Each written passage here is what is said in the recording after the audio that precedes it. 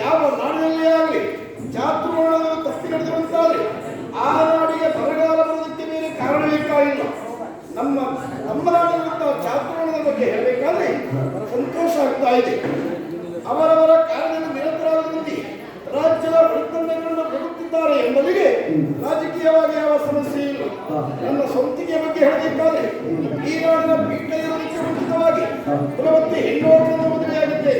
ನಮ್ಮಿಬ್ಬರ ದಾಂಪತ್ಯದ ಮೂಲಕ ಹತ್ತಿರ ಹಲವಿಲ್ಲ ಇರುವವರ ಪಡೆಯಲು ಮಕ್ಕಳಿಗೆ ಚಂಪಕರಾಲಯವಾಗಿ ನಾಮಕರಣ ಮಾಡಿಸಿದ್ದೇನೆ. 5 ವರ್ಷ ತುಂಬಿದಾಕ್ಷಣೆ ಯೋಗ್ಯವಾಗಿ ಗುರುಮಠಕ್ಕೆ ಕಳೆದಿದ್ದೇನೆ. ಗುರುಗಳಿಂದ ಲೇಖನಿಯನ್ನು ಕಲಿಯುತ್ತಿದ್ದಾರೆ ಮನಸ್ಸು ತುಂಬಾ ಸಂತೋಷ. ಈ ನಾಡನ್ನು ಎಷ್ಟು ಉತ್ತಮವಾಗಿ ನೆರವೇರುವುದಕ್ಕೆ ಕಾರಣ ನನ್ನೊಬ್ಬರ ಪ್ರಯತ್ನ. ನಿಷ್ಠಾವಂತ ಮಂತ್ರಿಯಾಗಿರುವಂತಹ ದುಷ್ಟ ಬುದ್ಧಿಯಿಂದಲೇ ಈ ನಾಡು ಎಷ್ಟು ಉತ್ತಮವಾಗಿ ಮರೆಯೋದಕ್ಕೆ ಕಾರಣ ಆಯಿತು. ನನ್ನ ಪ್ರಾಯ ಮೀರುತ್ತಾ ಇದೆ. ಇಲ್ಲಿಯ ಅಧಿಕಾರವನ್ನು ನನ್ನ ಮಗಳ ಪ್ರಾಯದ ಮೇಲೆ ಯೋಗ್ಯವಾದ ಬರಲಿಗೆ ಕೊಟ್ಟು ಆ ಮಗಳ ಗಂಡನಿಗೆ ಈ ಉತ್ತರದ ಪತ್ರವನ್ನು ಕಟ್ಟಬೇಕೆನ್ನುವಾಗ ತೀರ್ಮಾನಕ್ಕೆ ಬಂದವನ ಅಲ್ಲಿವರೆಗೆ ಏನು ಮಾಡಲಿ? ಇಲ್ಲಿಯ ಸರ್ವಾಧಿಕಾರವನ್ನು ದುಷ್ಟ ಬುದ್ಧಿಗೆ ವಹಿಸಿ ಇಲ್ಲಿಯೇ ವಿಶ್ರಾಂತಿ ಪಡೆದು ನೋಡೋಣ.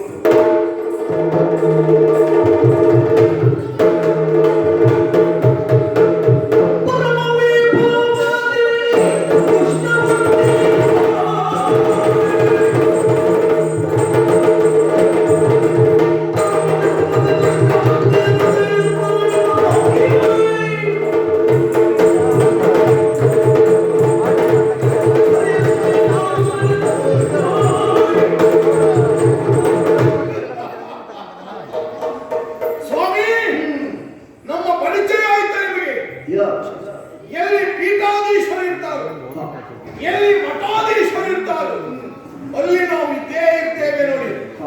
ಗೊತ್ತಾಯ್ತಾ ಯಾರು ಅಂತ? ನಿಮಗೆ ಸರಿ ಅರ್ಥ ಆಗುವ ಹಾಗೆ ಹೇಳ್ತೇನೆ ಕೇಳಿ. ನಾಡಿದು ಕುಂತಳ, ಇಲ್ಲಿಯ ಮಹಾರಾಜ ಸುಬುದ್ಧಿ, ಇಲ್ಲಿಯ ಪ್ರಧಾನಮಂತ್ರಿ ದುಷ್ಟ ಬುದ್ಧಿ, ಇಲ್ಲಿಯ ಜನರದ್ದು ಮಂದ ಬುದ್ಧಿ. ಆ ಕಾರಣದಿಂದಾಗಿ ಅಲ್ಲದೆ ಇಷ್ಟು ವರುಷ ವಯಸ್ಸಿನಂತಹ ಈ ಕುಂತಳದ ಪದವಿಯೋ ದೊರಕಿದಲ್ಲ.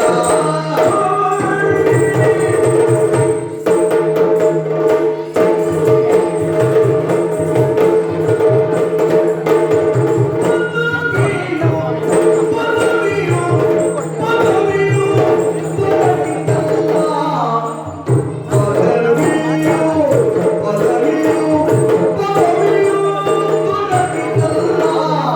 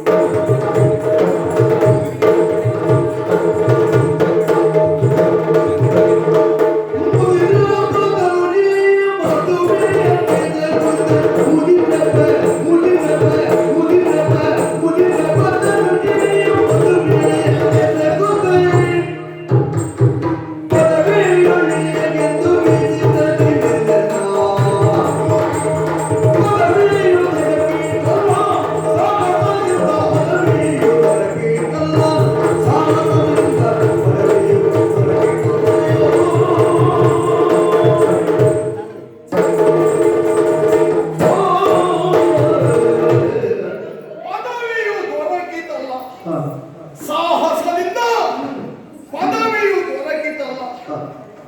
ಯಾವ ಪದವಿ, ಯಾವ ಸಾಹಸ?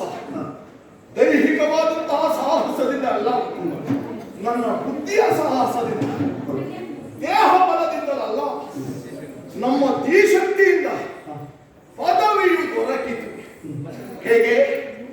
ಇಲ್ಲಿಯ ನೃಪತಿಯಾದಂತಹ ಸುಬುದ್ಧಿಗೆ ಯೌವನ ಜಾರಿತು, ಪ್ರಾಯ ಕಳೆಯಿತು, ವೃದ್ಧಾಪ್ಯ ಎನ್ನುವುದು ಆವರಿಸುತ್ತಾ ಇದೆ.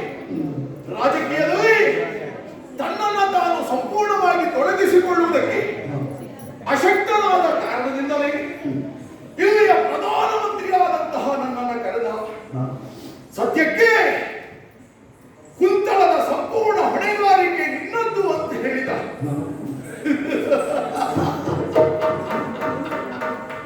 ಸ್ವಾಮಿ, ನಮ್ಮ ನಗು ಯಾಕೆ ಅಂತ ಅರ್ಥ ಆಯ್ತಾ?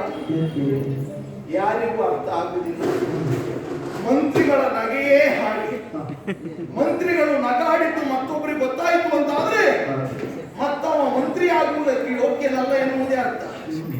ಅಂದ್ರೆ ನಮ್ಮ ಗುಟ್ಟು ಮತ್ತೊಬ್ಬರಿಗೆ ಗೊತ್ತಾದ್ರೆ ನಾವೇನು ಸಂಪಾದನೆ ಮಾಡ್ಕೊಳ್ಳಿಕ್ಕೆ ಆಗುವುದಿಲ್ಲ. ಒಳಾರ್ಥದ ನಗು ಇದು, ಅರ್ಥ ಹಲವುಂಟು. ಯಾಕೆ ಗೊತ್ತಾ? ಕೇವಲ ತಾತ್ಕಾಲಿಕವಾಗಿ ಸಿಕ್ಕಿರುವಂತಹ ಈ ಪದವಿಯನ್ನು ಶಾಶ್ವತವಾಗಿ ನನ್ನದಾಗಿಸಿಕೊಳ್ಳಲೇಬೇಕು.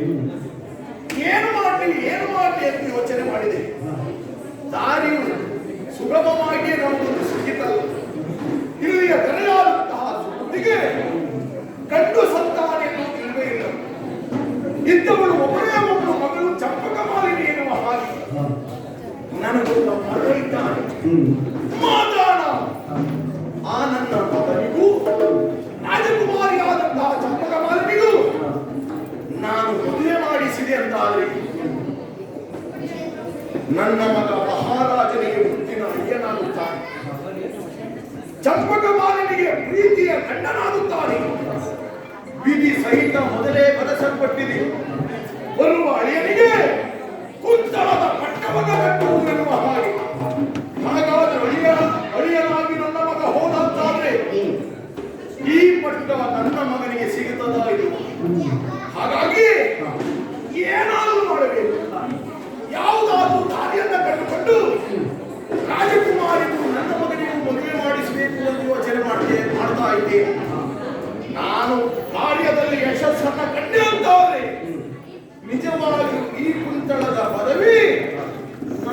ಕೈವಶವಾಗುತ್ತದೆ. ಹೇಗೆ ನನ್ನ ಯೋಚನೆ, ಹೇಗೆ ನನ್ನ ಯೋಜನೆ. ಅಧಿಕಾರಕ್ಕೆ ಬಂದ ಮೇಲೆ ನಾವು ಹೊರಟದ್ದೇ ದಾರಿ, ಆಡಿದ್ದೇ ಮಾತು. ನಮ್ಮನ್ನ ಪ್ರತಿಭಟಿಸುವಂತಹ ಅಧಿಕಾರ ಯಾರಿಗೂ ಇಲ್ಲ, ಧೈರ್ಯವೂ ಬರಲಿಕ್ಕಿಲ್ಲ.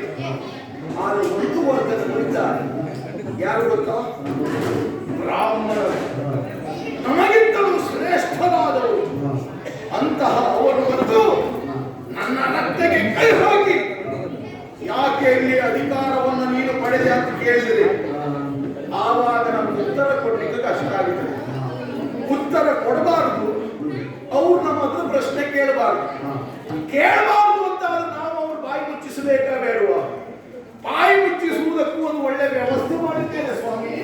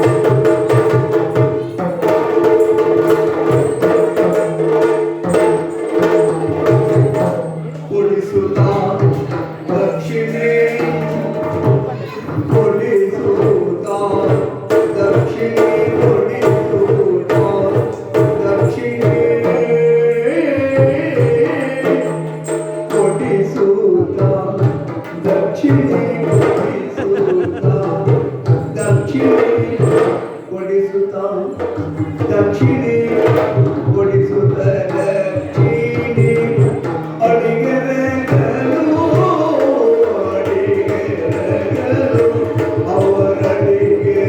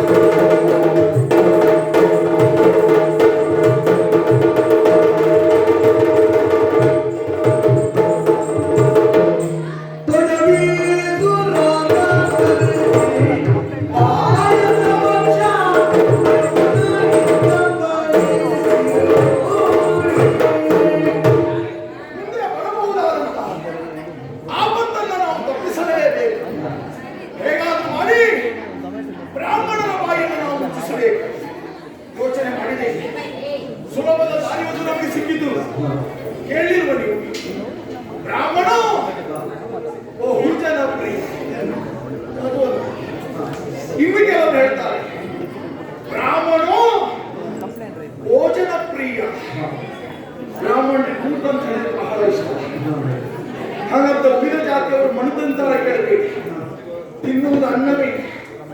ಆದರೆ ಶೂದ್ರರು ಮಾಡುವ ಊಟಕ್ಕೂ ಬ್ರಾಹ್ಮಣರು ಮಾಡುವ ಊಟಕ್ಕೂ ಬಹಳ ವ್ಯತ್ಯಾಸ ಉಂಟು. ಎಲ್ಲಿಯಾದ್ರೂ ಶೂದ್ರರ ಪಂಕ್ತಿಯಲ್ಲಿ ಹೋಗಿ ಕೂತ್ಕೊಳ್ಳಿ, ನಿಮ್ಗೆ ಗೊತ್ತಾಗ್ತದೆ ಅವ್ರ ಊಟ ಹೇಗೆ ಅಂತ. ಬಾಳೆ ಎಲೆ ಬಿಡಿಸಿದ್ರೆ ಇಲ್ವ, ಉಪ್ಪು ಬಂತು, ಉಪ್ಪಿನಕಾಯಿ ಬಂತು, ಪಲ್ಯ ಬಂತು, ಹಸಿ ಬಂತು, ಅನ್ನ ಬರುವುದರೊಳಗೆ ಅದಷ್ಟು ಖಾಲಿ ಆಯ್ತು. ಅನ್ನ ಬರುವ ಮೊದಲೇ ಹಾಗೆ ಹೊಟ್ಟೆಗೋಯ್ತು. ಆಮೇಲೆ ಅನ್ನ ಬಂತ, ಒಂದು ರಾಶಿ ಮಾಡಿಕೊಂಡು ಮಧ್ಯ ಹೊಂಡ ತೆಗೆದು ಸಾರು ಬಿದ್ದದ್ದೇ ತಡ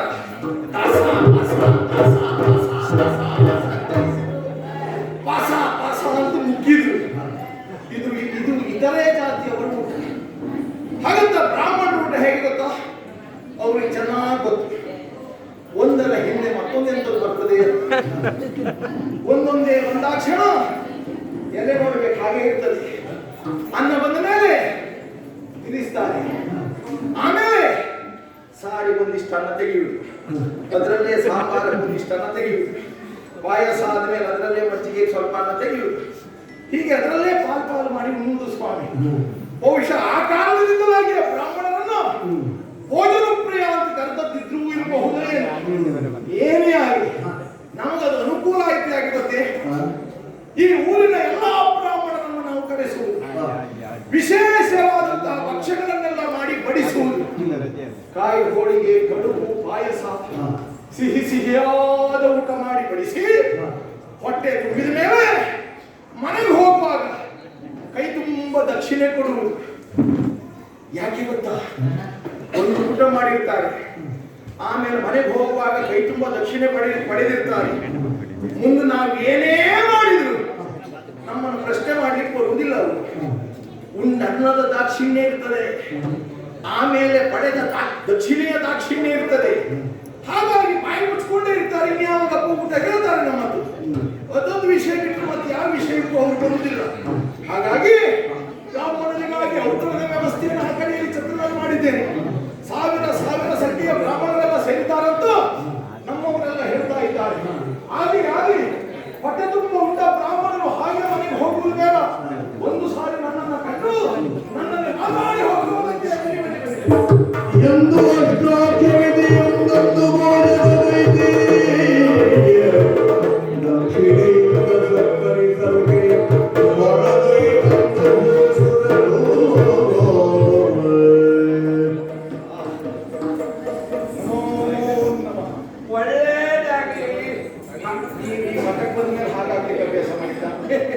ನಾವು ದೇಶವಾರಿ ಬ್ರಾಹ್ಮಣರಲ್ವಾ, ಯಾವ್ಯಾವ ಕಡೆಗೆ ಹೋಗ್ತೇವೋ ಆ ಕಡೆಯ ಸಂಪ್ರದಾಯಗಳಿಗೆ ಹೊಂದಿಕೊಳ್ಳು. ಹಾಗಂತ ಒಂದು ನೀವು ಆಶೀರ್ವಾದ ಮಾಡಿದ ತಕ್ಷಣವೇ ಒಮ್ಮೆಗೆ ನಾವು ಒಳ್ಳೆಯದಾಗಿ ಅಂತ ಕೈಯೆತ್ತಿ ಆಶೀರ್ವಾದ ಮಾಡಲಿಲ್ಲ. ಸ್ವಲ್ಪ ಹೆದರಿಕೆ ಆಗ್ತದೆ ಸ್ವಾಮಿ. ಮೊನ್ನೆ ಒಂದು ಪ್ರಕರಣ ಆದದ್ದಲ್ಲ, ಏನು ನಾ ದಾರಿ ಮೇಲೆ ಹೋಗ್ತಿರುವಾಗ ಒಬ್ಬ ವ್ಯಕ್ತಿ ಸಿಕ್ಕಿದ. ಬ್ರಾಹ್ಮಣರೇ ನಮಸ್ಕಾರ ಅಂತ ಹೇಳ್ದ. ಆಗಲಿ ನಿನ್ನ ಮನದ ಇಷ್ಟಾರ್ಥಗಳೆಲ್ಲ ನೆರವೇರಲಿ, ಒಳ್ಳೆಯದಾಗಲಿ ಅಂತ ಆಶೀರ್ವಾದ ಮಾಡಿದೆ. ಆಶೀರ್ವಾದ ಮಾಡುವ ಮರದಲ್ಲಿ ನನ್ನ ಬಾಯಲ್ಲಿರುವಂತ ಎಂಜಲು ಅವನ ತಲೆಯ ಮೇಲೆ ಹೋಗಿ ಬಿತ್ತು. ತಕ್ಕೊಳ್ಳಿ ಬಿಡಬೇಡಿ ಸ್ವಾಮಿ, ಸಿಟ್ಟು ಬಂತು. ಏನು ಬ್ರಾಹ್ಮಣರೇ, ಆಶೀರ್ವಾದ ಮಾಡುವಾಗ ನಿಮ್ಮ ಎಂಜಲು ನನ್ನ ತಲೆಗೆ ಬಿತ್ತಲ್ಲ, ಹೀಗೆ ಬಿಡುವುದಿಲ್ಲ ಅಂತ ದೇವರ ಸುದ್ದಿಯಲ್ಲಿ ಹಾಗೆ ಪ್ರಾರಂಭ ಮಾಡಿದ. ಬುದ್ಧಿವಂತಿಕೆ ಹೊಂದಿದ್ರೆ ಎಂತ ಅಪಾಯದಿಂದ ಬೇಕಾದ್ರೂ ತಪ್ಪಿಸ್ಕೊಳ್ಬಹುದು. ತಟ್ಟನೆ ಅವನನ್ನು ಕರೆದು ನಿಧಾನವಾಗಿ ಹೇಳಿದೆ, ನೋಡಪ್ಪ, ಸದಾ ವೇದ ಮಂತ್ರಗಳನ್ನ ಜಪಿಸುವಂತ ಬ್ರಾಹ್ಮಣರ ಬಾಯಲ್ಲಿ ಬರುವುದು ಅದು ಎಂಜಲಲ್ಲ, ಅದು ಕೋಟಿ ತೀರ್ಥ. ನಾವೆಲ್ಲ ತಿಳ್ಕೊಂಡದ್ದು ಹಾಗೆ, ಹೌದು ತೀರ್ಥವೇ ಅಂತ. ಆಮೇಲೆ ಒಂದು ವಾರ ಕಳೆದ ಬಳಿಕ ನಾ ದಾರಿ ಮೇಲೆ ನಡ್ಕೊಂಡು ಹೋಗ್ತಾ ಇದ್ದೆ. ಅದೇ ವ್ಯಕ್ತಿ ಮತ್ತೆ ಪುನಃ ಸಿಕ್ತ. ಅವನೇ? ಹೌದೌದೌದು. ಬಟ್ಟೆ ನಾ ಗಡಿಬಿಡಿಯಲ್ಲಿದ್ದೆ, ಬೇಗ ನಿಮ್ಮ ಬಾಯಿ ತೆಗೀರಿ ಅಂತ. ಯಾಕೆ ಅಂತ ನಾನು ಕೇಳಿದೆ. ನನ್ನ ಅಜ್ಜಿಯ ಭಕ್ತಿಯನ್ನು ಗೋಕರ್ಣದಲ್ಲಿರುವ ಕೋಟಿ ತೀರ್ಥಕ್ಕೆ ಹಾಕ್ಬೇಕಂತ ಹೊರಟವ. ಇನ್ನು ಅಷ್ಟು ದೂರ ಹೋಗುವುದು ಯಾಕೆ? ನಿಮ್ಮ ಬಾಯಲ್ಲೇ ಕೋಟಿ ತೀರ್ಥ ಉಂಟಲ್ಲ, ಅಜ್ಜಿ ಮೂಲ ತೆಗೆದು ನಿಮ್ಮ ಬಾಯಿಗೆ ಹಾಕ್ತೇವೆ. ನೀವು ಬುದ್ಧಿವಂತ, ನಿಮಗಿಂತ ದೊಡ್ಡ ಬುದ್ಧಿವಂತ. ಅದೇನೇ ಇರಲಿ, ಕೊನೆಗೂ ಕಲಿಸೇ ಬಿಟ್ಟ ನೋಡಿ. ಹೌದು.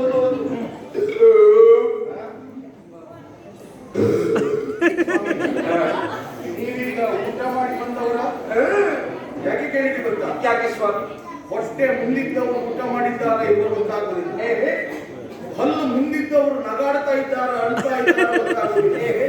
ಹಲ್ಲು ಮುಂದಿದ್ದವರು ಅಪ್ಪ ಸತ್ತು ದಿವಸಕ್ಕೂ ಅವನು ನಗಾಡ್ತಾ ಇದ್ದಾಗ ಆಗುವುದಿಲ್ಲ. ಏಕಭವ ಸದಾಶಿವ. ಈಗ ಹೊಟ್ಟೆ ಮುಂದಿದ್ದವರು ಹಸಿದಿದ್ರು ಹೊಟ್ಟೆ ಮುಂದಿದ್ರೆ ಅವನು ಊಟ ಮಾಡಿದ್ದಾನೆ ಅಂತ ತಿಳ್ಕೊಳ್ತಾರೆ. ಈಗ ನೀವು ಮಾಡಿದ್ರೆ ಔತಣಕೂಟದಲ್ಲಿ ಪಾಲ್ಗೊಂಡು ಊಟ ಮಾಡಿಯೇ ಬಂದವು ನಾನು. ಊಟ ಮುಗಿಸಿ ಬಂದ್ರಿ. ಆ, ಹೇಗಾಯ್ತು ನಮ್ಮ ಔತಣದ ವ್ಯವಸ್ಥೆ? ಎಂತ ಊಟ ಸ್ವಾಮಿ? ಇದು ಮನುಷ್ಯರಾದವರು ಮಾಡುವ ಊಟವೇ ಅಲ್ಲ. ಹೊಟ್ಟೆ ತುಂಬ ಉಂಟಿಸಿ ಮನುಷ್ಯರು ಮಾಡುವ ಊಟ ಅಲ್ಲ ಹೇಳ್ತೀರಿ. ನೀವು ಇದು ದೇವರು ಮಾಡುವುದು. ಅಂದ್ರೆ ಅಷ್ಟು ಒಳ್ಳೆ ಊಟ. ಹೇಗೆ? ಯಪ್ಪ, ನಿಜವಾಗಿಯೂ ಆ ಅಡಿಗೆ ಮಾಡಿದ ಅಡಿಗೆ ಭಟ್ರಿಗೆ ಕೊಡಬೇಕು. ನಮ್ಮೂರಲ್ಲೂ ಅದೇ ರೀತಿ ಅಡಿಗೆ ಮಾಡುವ ಭಟ್ರು ಇದ್ರು. ಅವ್ರ ಹೆಸರು ಸಿಹಿಕೈ ಚಂದ್ರು ಎನ್ನುವುದಾಗಿ. ನಿಜವಾಗಿ ಹೋಗಿ ದೊಡ್ಡ ರೀತಿಯ ಊಟ. ಇನ್ನು ಹೇಳ್ಬೇಕಂದ್ರೆ ಆ ಊಟಕ್ಕೆ ಹೊಡೆದಿದಂತ ಉಪ್ಪಿನಕಾಯಿ ಉಂಟಲ್ಲ, ಉಪ್ಪಿನಕಾಯಿ ನೋಡಿದ್ರೆ ಹರಿತದೆ. ಉಪ್ಪಿನಕಾಯಿ ಅಯ್ಯೋ ನಾನು ಮೊದಲೇ ಹೇಳಿದ್ದೆ. ಕಟ್ಟದಿಂದ ಆ ಉಪ್ಪಿನಕಾಯಿ ತಂದು ಕೆಲವು ವರ್ಷ ಆಯಿತು. ಅದನ್ನು ತೆಗಿಬೇಡಿ, ಹಾಳಾಗಿದೆಯೇನು. ಈಗ ಉಪ್ಪಿನಕಾಯಿಯಲ್ಲಿ ಹುಳವಂತ ಹುಳ ಅಲ್ಲ ಸ್ವಾಮಿ, ಉಪ್ಪಿನಕಾಯಿ ನೋಡಿದ್ರೆ ಬಾಯಲ್ಲಿ ನೀರು ಹೊರಿತದೆ ಅಂತ. ಓ ಉಪ್ಪಿನಕಾಯಿಯಲ್ಲಿ ಹುಳ ಹರಿದದ್ದಲ್ಲ, ನೀರು ಅಷ್ಟು ಹೌದೌದು. ಉಪ್ಪಿನ ಮಿಡಿ, ಅಪ್ಪಿ, ಬಿಡಿ, ಒಳ್ಳೆ ಬಿಡಿ. ಸಾಸಿವೆ ಮಿಡಿ ಹೇಳ್ತಾರಲ್ಲ. ಅದು ಹೌದು ಸ್ವಾಮಿ. ಇನ್ನು ಕೊಡುಪುಂಟಲ್ಲ, ಇಂತಿಂತ ಬಟ್ಟು ಕೊಡುಪು. ಹೇಳಿದ್ದೆ ಹಾಗೆ. ಬ್ರಾಹ್ಮಣರು ಬರುವಾಗ ಕಡಿಮೆ ಆಗಬಾರದು. ದೊಡ್ಡ ದೊಡ್ಡ ಕಡಿಮೆ ಕೊಡಿ ಅವರಿಗೆ ಅಂತ. ಪಾಪ ಕಡುಬಿಗೆ ತುಪ್ಪ ಹಾಕುವವ ಕಡುಬಿಗೆ ತುಪ್ಪ ಹಾಕುವ ಬದಲು ನನ್ನ ತಲೆಗೆ ತುಪ್ಪ ಹಾಕಿ ಆ ಕಡುಬು ಬಿಳಿ ಬಣ್ಣದ್ದು, ನನ್ನ ತಲೆಯೂ ಬಿಳಿ. ಅವನಿಗೆ ಎಲೆಯಲ್ಲಿರುವ ಕಡುಬು ಯಾವುದು, ನನ್ನ ತಲೆ ಯಾವುದು ಅಂತ ಗೊತ್ತಾಗ್ತದೆ. ಹೌದು ಸ್ವಾಮಿ. ಇನ್ನು ಇವತ್ತು ಊಟಕ್ಕೆ ಬಡಿಸಿದ ಅನ್ನ ಉಂಟಲ್ಲ, ಬಾಸುಮತಿ. ಅದಲ್ಲ ಅಕ್ಕಿ, ಬಾಸುಮತಿ ಅಕ್ಕಿ ಅನ್ನ. ಒಟ್ಟಾರೆ ಹೇಳುವುದಾದ್ರೆ ಇಂಥ ಊಟವನ್ನು ನಮ್ಮ ಜೀವಮಾನದಲ್ಲಿ ನಾವು ಊಟ ಮಾಡಿದವರಲ್ಲ. ಪಾಯಸ, ಹೋಳಿಗೆ ಎಲ್ಲ ಪಾಯಸ ಅಂತ ಹೇಳಿದ್ರೆ ಪರದೇಶಿಕ ಪಚ್ಚಂದ್ರ ಪಾಯಸ ಸಿಕ್ತಾಗ ಸರಿ ತಿಂದ್ರಿ. ತಿಂದಕ್ಕಂದ್ರೆ ಎರಡೂ ಕೈಯಲ್ಲಿ ಸೇರಿಸ್ತಿದ್ದಲ್ಲ. ಎಲ್ರೂ ಕೈಯಲ್ಲಿ ಹಾಗಲ್ಲ, ಒಂದು ಕೈ ನೆಲಕ್ಕಿಟ್ಕೊಂಡದ್ದು, ಒಂದು ಕೈಯಲ್ಲಿ ತಗೊಂಡದ್ದು. ಒಟ್ಟಾರೆ ಒಳ್ಳೆ ಊಟ, ಅಂತೂ ಹೊಟ್ಟೆ ತುಂಬಿದೆ. ಹೌದು ಸ್ವಾಮಿ. ದಕ್ಷಿಣೆಯ ವ್ಯವಸ್ಥೆ ಆಗಿದೆ ತಾನೇ. ಬೇಕು ಬೇಕಾದ ದಕ್ಷಿಣ ದಾನಗಳನ್ನೆಲ್ಲ ಕೊಟ್ಟಿದ್ದಾರೆ. ತಾಂಬೂಲ ಹಾಕುವ ಅಭ್ಯಾಸ ಉಂಟಾ? ಊಟ ಒಂದು ಪೂರ್ಣ ಆಗಬೇಕಾ? ಊಟ ಆದ್ಮೇಲೆ ಒಂದು ಮಿಡಿ ಎಲೆ ಅಡಿಕೆ ತಿನ್ನುವುದು ಕ್ರಮ. ವ್ಯವಸ್ಥೆ ಉಂಟು.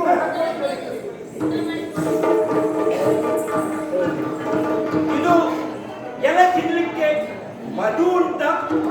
ಮಧು ಬೇಕಾದ್ರೆ ಕೊಡ್ತೇನೆ.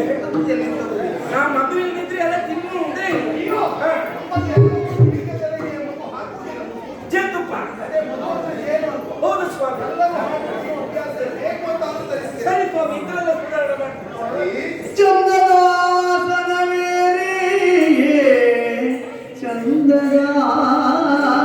ಚಂದದಾಸನವೇರೇ ತರಳರ ವೃಂದದಾಟಗಳಾಡಿ ನಲಿಯುವ ಅಂದವನು ಪರಿಣಿಸುತ್ತ ನುಡಿದರು ಸಚಿವನಳು ಮುದದಿ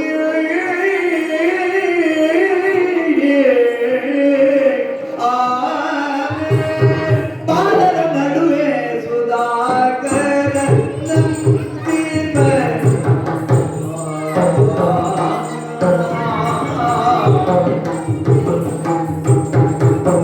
ಬಾಲರ ನಡುವೆ ಸುಧಾಕರ ನಂಬಿದ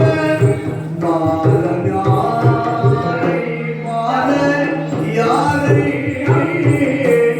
ನಿಂತು ಗೋಲಿಯೆಲ್ಲರ ಗೋಲಿಯೆಲ್ಲರ ಓಡಿ ಕಿಡಿಸುತ್ತಿದ್ದ ಬಾಲನ್ಯಾರೇ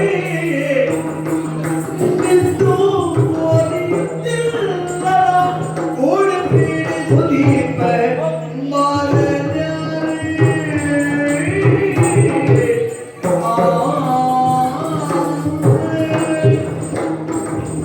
ಮಂತ್ರಿಗಳೇ, ಬ್ರಾಹ್ಮಣರೇ, ನೀವೇನು ನನಗೆ ಬೇಕು ಬೇಕಾದ ಉಚ್ಚಾರ ಯಾರನ್ನು ಮಾಡಿದ್ರಿ? ವೀಳ್ಯದೆಲೆಗೆ ಸುಣ್ಣ ಹಾಕ್ತಾ ಇದ್ರಿ. ಹೌದು. ಎಲೆ ಕೈಯಿಂದ ಜಾರಿತು, ಹಾ, ಸುಣ್ಣ ನಿಮ್ಮ ಕೈ ಸೇರಿತು. ಹೌದು. ದೃಷ್ಟಿ ಎತ್ತಲೋ ಸಾಗಿತಲ್ಲ. ನನ್ನ ದೃಷ್ಟಿ ಇತ್ತ ಕಡೆ ಕೇಂದ್ರೀಕೃತವಾಗಿ ಉಂಟು. ಹಾ. ಹಲವಾರು ಮಂದಿ ಮಕ್ಕಳ ಮಧ್ಯದಲ್ಲಿ ಒಬ್ಬ ಹುಡುಗ ಗೋಲಿ ಆಟದ ಮುಖಾಂತರ ಆ ಮಕ್ಕಳನ್ನೆಲ್ಲರನ್ನು ಜಯಿಸುತ್ತಾ ಇದ್ದಾರೆ. ಎಲ್ಲಿ? ಓ, ಇಲ್ಲಿ. ರಾಜಾಂಗಣದ ತುದಿಯಲ್ಲಿ. ಹೌದು. ಹಾ, ಹಾ, ಹಾ. ನಕ್ಷತ್ರ ಪುಂಜಗಳ ಮಧ್ಯೆ ಶೋಭಿಸುತ್ತಿರುವಂತಹ ಚಂದ್ರಮನಂತೆ ಈತ ಶೋಭಿಸುತ್ತಾ ಇದ್ದಾನೆ.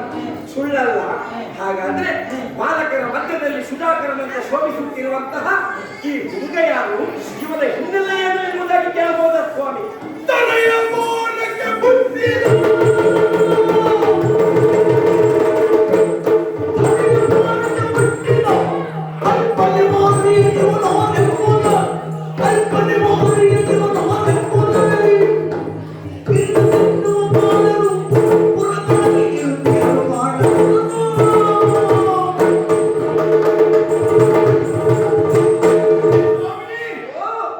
ನಿಮ್ಮ ಗಮನ ಎತ್ತೋ ಹೋದದ್ದು ಹೌದು. ಓ, ಹಾಗಾದ್ರೆ. ರಾಜಾಂಗಣದ ತುದಿಯಲ್ಲಿ ಅನೇಕ ಮಕ್ಕಳು ಆಟ ಆಡ್ತಾ ಇದ್ದಾರೆ. ಹೌದೌದೌದು.